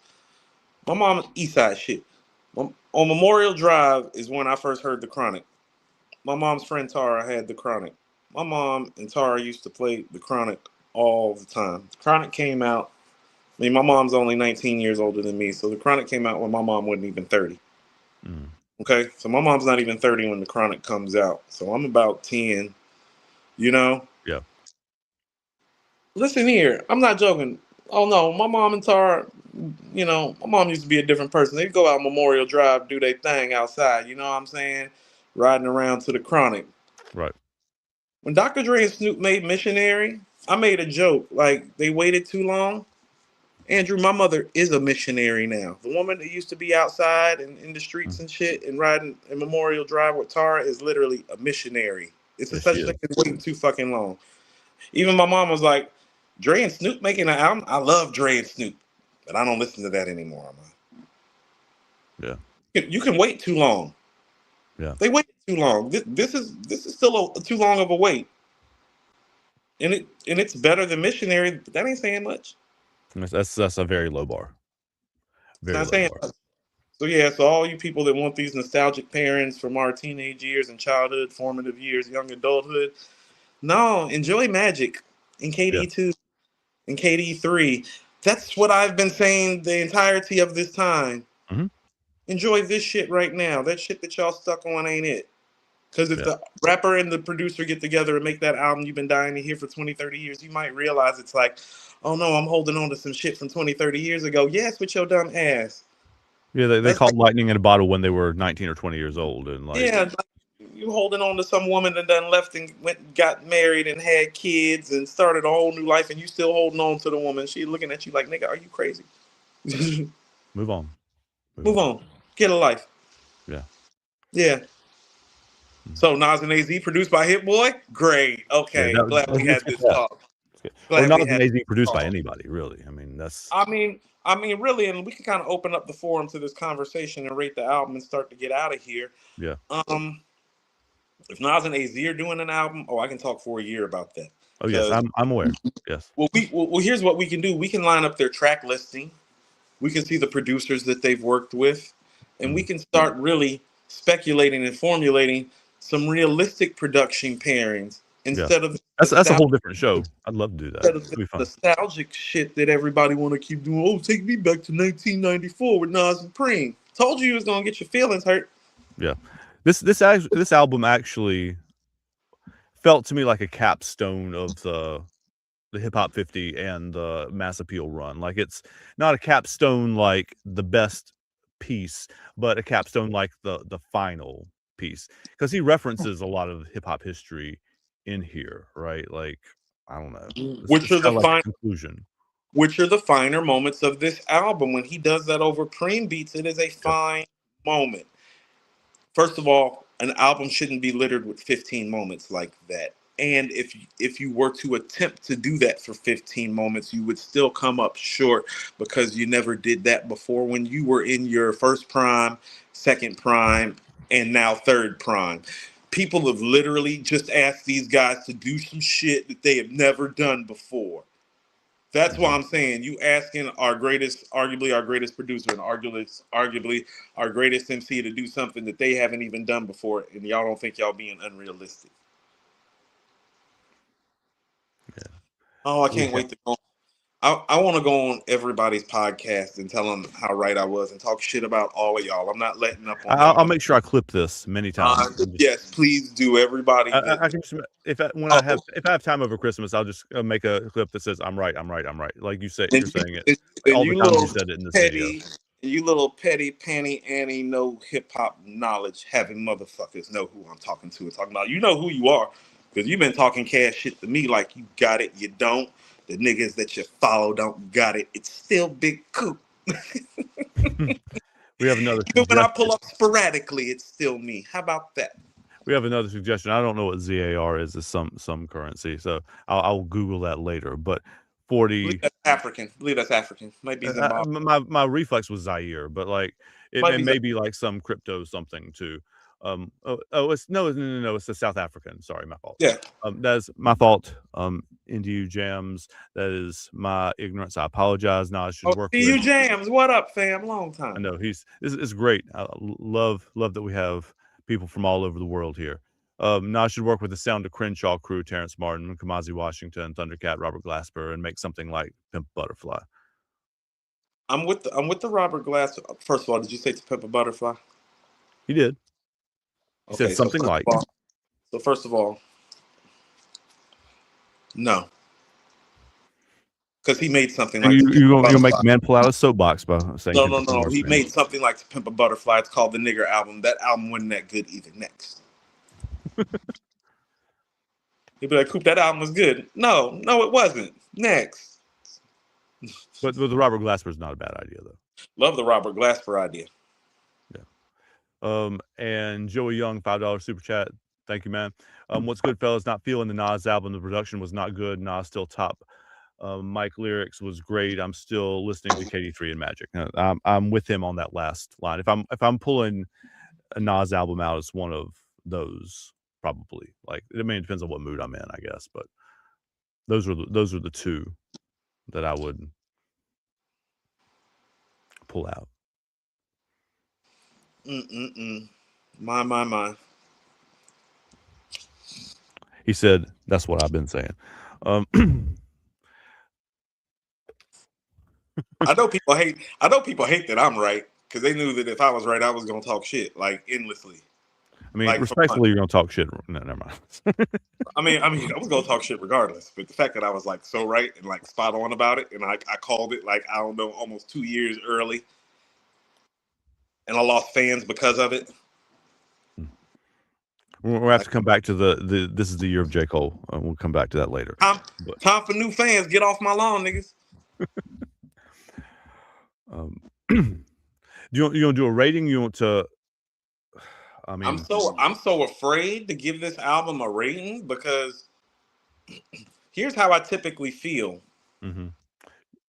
If I have to search for the 4, yeah, it's not. It's usually not a 4. And then that becomes a question of, is the strength of this album overcoming the weaknesses enough to make it a 4? And we're going to have to sit with it for a little bit. And about that, I do want to hold my rating about the gravity of the rating. And so we're probably going to have to do some sort of intermittent pullback up for about 5 We can do that. That's fine. Where I will have, like, after Monday, really, I will have much more time, much more free spots. Me too. I want another day to sit with the album because, again, guys, this is just our like first reflex reaction. We've listened to it 2 or 3 times each. Like, I'm on the third listen right now, and here's what I mean about why I'm having trouble giving it a 4. I was on the third listen and I was struggling to get through those first 4 tracks. I was like, I'm not gonna skip because I need to do my due diligence. Right. We got to be objective, and we have to listen to the things. But I'm not loving that on listen number 3, which is usually when I start going, oh, I missed that. Oh, I caught that. I'm still in the same place that I was on listen number 2, which is like, that record's just okay. That record just okay. That New York State of Mind part 3 shit's not good. That next record's just okay. That makes me feel better that my ear is still working okay. I'm up here. Where the fuck is Madman so I can get this album started? Okay. Yeah. That's where I'm at. Like, literally, when I was telling you I was about to come downstairs, I was literally on the record after I was on Paul's tapes. So I'm on record 6 on list number 3 right now. That's about where I stopped too, honestly. Or not stopped, but like ran out of time before the show started. Me too. And then my daughter and my niece showed up with my dinner finally, which is cold now, sitting right here next to me. So I told him he could eat while we're doing this, but he can't do it while he's talking too. So right. Well, I talk too damn much. So there's that. I didn't say that now, but you're the expert here, Pete, and respectful to my music knowledge and to hosting ability and all those things. The people are not pulling up to hear what I have to say. They're here to hear what you have to say too. So like I'm aware of that. It's fine. Yeah, I mean, but my early thoughts are I'm having trouble to give it a 4, and so I want to sit a little bit longer. Yeah, because it's been a minute since he didn't, like, the last time he made something that wasn't at least a 4 was Nasir. So he's about, it's a while. That's what, 2018.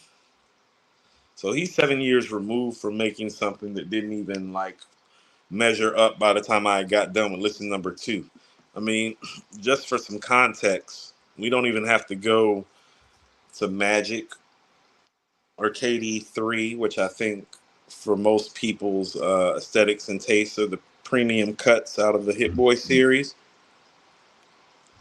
I can remember when I listened to KD2 the second time, I was like, this shit is a fucking classic. And that on a good day is the third or fourth best album in that run, and this album isn't close to that. Nope. So yeah, that's why I was saying it's like, no, maybe you should have enjoyed Store Run a little bit more. Nobody with Lauryn Hill a little That bit. Lauryn Hill song, man. That's sorry. That's not what this show's about, but Maybe you motherfuckers should have been with me on that Death Row East kick. That's updated. It's current. It's modern. It's fly. It sounds fresh. That's the shit I want to hear. Yeah. The writer shit is dope though. If you're gonna go down this nostalgic bag, no, do Junkie, do Writers, do Paul's Tapes. Don't do New York State of Mind Part 3. Don't do Third Childhood. At least not like that. I do need to say this. Third Childhood is a great album closer outside of the laziness of using the same exact hook. That's what took me with that record. I was like, this would be a great ending if they would have done something different with that hook. It is DJ Premier. Cut and scratch and sample a different part of Nas's vocals. He's got plenty to go off of. He could have pulled from one of the Preem records. Like, it would have been nice on Third Childhood. On the second verse of I Gave You Power, the verse starts off, always I'm in some shit. My abdomen is the click. He could have took that, always I'm in some shit. Because he's talking about Third Childhood. He could have taken, like when I was a two, I was like, no, I'll take that beginning of the second verse. I Gave You Power. You know, like, yeah, that's what I mean. It's like, I was thinking about the Nas and Preem records that he could have mixed and pulled and scratched from to do Third Childhood. And it's like, oh no, I don't need to be out thinking you niggas on your own shit. That's what I mean about it being lazy, because I immediately had about 3 or 4 thoughts of different things that he could have cut from Nas's, like I Gave You Power, New York State of my rhyme. Like I've been waiting for years for him to do a song where Preem literally takes the sample from New York State of Mind. Like, you know what New York State of Mind should have been? He should have sampled that segment where he goes, my rhyming is a vitamin held without a capsule. My rhyming is a vitamin held without a capsule. That's how New York State of Mind's Part 3 should have started. It should have started with that scratching and looping in, and then the beat should have dropped. That's why I'm saying I can't be out thinking these guys on their own shit. I know they shit very, very well. Yeah. You've listened to it once or twice, right? Well, that's what I mean about some of it. And that's what I mean. I don't want to call it lazy. Maybe it's uninspired, because it's like there were points in this album where I'm like, well, they could have taken it here. Like, this is Preem. Preem could have scratched and cut this. You know, there's even stylistically, like, you know, this is what I mean about Preem could have pulled from so much. On Cool G Rap's Fast Life, Nas has a line where he says, the marriage of me and the mic. It's like he could have taken that and cut it, and then he could have taken the Rakim part from Guess Who's Back, where Rakim says till death do us part, and he could have blended those together. You know what I mean? This is Preem. I was expecting them to do stuff on that level. Imagine a song where the sample has Nas going, the mic of the me and the marriage of me and the mic is just like magic till death do us part. And Rakim saying it's getting scratched and looped. Like, there were so many brilliant things that could have been done on the production side, from the DJ and scratching interpretation side of things, to use the hooks and to build stuff together, very much like he did at the end of My Story, Your Story, where he started, here's a little the album needed more of that. It needed more of that Preem genius to it. And that's what I mean. It felt a little uninspired, because it's like, oh no, y'all had me thinking about stuff that y'all might potentially use and loop and cut and sample from y'all shit. Like, I was very, very surprised that this is a Nas and Preem album, and I don't think I heard a Guru sample. I don't think I did. I didn't. I don't believe. It's like Nas has literally been saying me and Hit like people in the chat have been saying that too, actually. Yeah. Yeah, me and Hit like the new Gangstar. It's like, sample some Gangstar shit. Hello? You put it on the plate there for yourself. Yep. It's Preem shit. Like they have so much of their shit that they could have went to and made new shit instead of remaking New York State of Mind, instead of remaking Daughters and calling it Sons, instead of remaking Third Childhood. They literally could have taken snippets from some of their best work and made whole new songs out of it because of Preem's production style.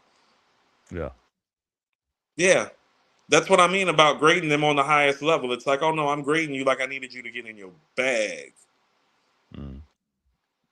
So it's going to be hard to give it a 4. I'm going to have to hear something on this third listen from the stretch of the album that I know has some greatness to it to make me be like, oh no, there's enough greatness on that 5 to 15 to give it a 4. Because he does have albums like that. So, so Godson is a great album because it has consistently good songs, but it got a couple highlights that's so high that it pushes it clearly over the 4 mark. Like for most people, it's a 4, but what gives it that 4 is Made You Look and Get Down. Right. Like those 2 records are so exponentially great, and the rest of the album is consistent enough, then you cannot give it a 4. So I need to hear something in a few of these records that make me be like, no, but within these records is the 4 because it's consistent enough on the back end. But I need to hear it. I'm not just gonna give it to it because it's Nas and Prim. Because we didn't give it to Dre and Snoop. We don't give it to anybody. Right. That's what we're here for, right? Yeah, gotta earn it. Gotta Including the GOAT. So especially, in fact. I'd like to thank you all for being wrong, making me criticize one of my favorite producers, my favorite MC. It's been a lot of fun. It's been a good show, man. I enjoyed it. Thanks everybody for pulling up. I appreciate it. There's been over 200 people here for most of it, so I've enjoyed just hanging out. I don't want to say that we don't get to talk much other than when we come on camera now, but like we're both working 60 Well, I'm hours about a to week say, and families and everything else. So it's well, I just took on a new position. You were in the stretch run of your season for your profession for what you do. So our pull-ups have been sporadic. Our conversations have been sporadic, but that's just more scheduling conflict and friendship issues. No. And you want to know what? I actually, I told myself too, I don't know if you noticed this, I'm not going back into chats anymore. Because actually, when I started and I guess becoming what you would call moderately successful at this, it was built out with me really never, quite frankly, listening to the chat or listening to anything anybody else had to say. That's actually how I got here and people started to respect my opinion. So I'm kind of back on that shit. You had it. And, Right. So I didn't know 200 people were just in the room right now, and I really don't give a shit. Because that's how I kind of built my bones, is not caring. Because I was live with the shit when there was 20 people in the room, and then when I left and started something new and there's only 100 people in the room, I would live with it. And then when niggas did what they did and it's just me, I'm still live with it. Like it's still gonna be me, So, shout out to everybody. I appreciate y'all being in the room, but I will not be jumping in the chats again. So whoever pull up is who pull up. Yeah, I just gotta watch to make sure everybody gets their super chat shouted out and stuff like that. So shoot, need to make sure we get our YouTube money. Shit shady out here. Ill Magic with one final $5 super chat. I really want to hear a Nas album with Metro and Justice League behind it. I like the Justice League idea a lot. I'm not sure about the Metro thing because what's Metro gonna do for Nas that Hit didn't just do? You'd have to speak to that, not me. I don't know enough to say. I mean, it would be fascinating to hear Nas rap frequently over Metro beats, like the style comparison. It would be like a nice kind of like potluck to see how it would work. But he's got a proven track record with another really great producer from this era. You know something that people maybe haven't talked about enough, and this did cross my mind about halfway through this project. Alchemist gave Nas a beat on Godson 20 years ago. Book of Rhymes, which is one of the best joints on, like, if I'm ranking the joints on Godson, Book of Rhymes is probably, Made You Look is 1, Get Down is 2. I think Heaven is 3, but I think Book of Rhymes might be the 4th best record on that Godson project. And so this album did make me think like, he's worked with Hit, I mean, the three best producers from this era to me are Metro, Hit, and Al. Even though Al comes from another era, he made his bones and his legacy more in this era, I think. Well, I'd like to hear, and Nas is actually rapped on Metro's album. I haven't heard Nas over Alchemist shit lately. And to be honest with you, I mean, you know how I feel about Alchemist just off the shit with Freddie. But truthfully, all the guys that I've been following in this modern era, Alchemist has given a lot of those guys their best shit.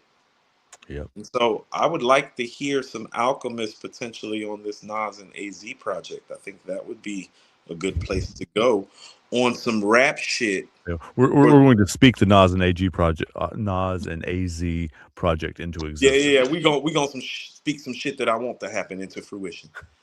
No, but for those of you clamoring for that hip hop that you were expecting to get maybe from Preem and Nas, it's like Alchemist might be the guy to call now for what people have been saying they wanted. Not me, but from what I've been reading and hearing that people kind of wanted and expected or disappointed within this album. It's like, oh, you know, should have called Alchemist then if that was the case.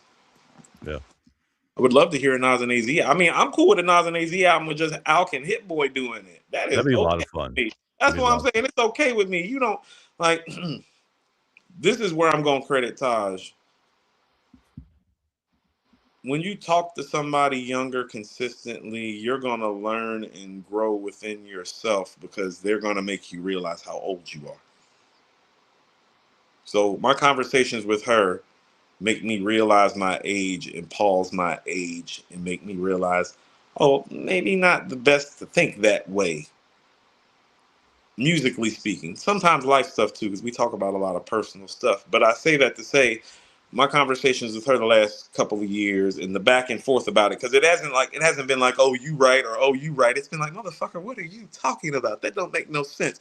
It's that type of back and forth. But what it did is it got me to let go all this shit that people from my era is holding on. So it's like I don't be looking for like the Nas Large Professor, Nas Preem, Nas Pete Rock. Like that don't really get me going. It's like Nas and AZ with Hit Boy and Out get me going more than that.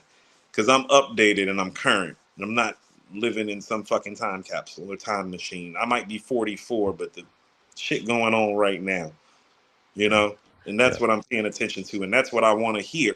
Because here's another thing that I've realized doing this podcast, being in this space made me stop listening to all that old shit, because about me doing my due diligence, I have to stay fresh and stay current. I've had to do that too with mirror music stuff. Yeah. It made me realize it's like, oh no, all that stuff that I grew up on is great, but like, dude, I might play the Purple Tape once a year, Andrew. Yeah. I might play the Infamous once a year. I cannot tell you the last time I played Illmatic or It Was Written beginning to end. Ready to Die, Life After Death. I did play All Eyes on Me. I played All Eyes on Me about 3 weeks ago. Yeah. But that's what I mean. The mental space that you're in right now. No. When you're starting a new job, Tupac is the way. I wasn't joking. Like I was for it. Yeah. No. Tupac been keeping me alive through these last 90 days. There's been a lot of All Eyes on Me and Machiavelli and it's been a lot of that. So it's like I've been on my Pac shit lately, but you go through those waves. But I listen to the current stuff way more than I listen to the stuff that I grew up on that I know is better. Right. I know it's better. What I need to go listen to it all the time for and be like, man, I wish they made rap like this. They don't. That's what I got this album for. Cue Reasonable Doubt. Yeah. Niggas buy my old shit. Buy my old albums. It's like I got your old album sitting right here in CD. Got it on MP3. I got my CD case too the other day. Listen to like the old bootleg stuff, but like in many ways, honestly, this I don't want to say this feels more like a DJ Premier album than a Nas album. Like it's got more. He seems to be more the one that's driving that bus. And I mean, Nas has proved that he can rap to anything, right? So it's Preem's not the one driving the bus. It's these maniac ass fans asking for that shit that drove this bus. I want to hear Nas over DJ Premier. I want to hear Nas over DJ Premier. I want to hear Nas over DJ Premier. And all I've been saying this whole time is shut the fuck up. Be careful what you ask for. You might get it. You might not be pleased with it. Guess what just happened? Oh, I'm not happy with this. Coop, you were right. I know I was right, motherfucker. I pay attention. But keep on saying this. Not gonna stop. Not gonna stop. Right. Can't stop, won't stop. Got the Diddy documentary on in the background. Can't stop, No. won't stop. Somebody said that at the very beginning of the chat too. Like, why are we watching? Yeah. Because this shit is entertaining. That's why this shit is entertainment. It's real life, but it's entertainment too. And quite frankly, I need good backdrop shit. And Netflix was already on. And my show went off. So cut something on. Do the show. Yeah. All right. So I guess this has been the review, or at least the first review of Nas's and DJ Premier's Light Years. It's been a lot of fun though, man. Like, it's been a It lot of has. fun. It's been so much fun having to wait a couple of years to be proven right. Absolutely. It's been stellar for me. I don't know how other people are feeling, but I feel great. Sounds good. So we out. We out. All right. Peace out, guys. We'll see you soon. Haters.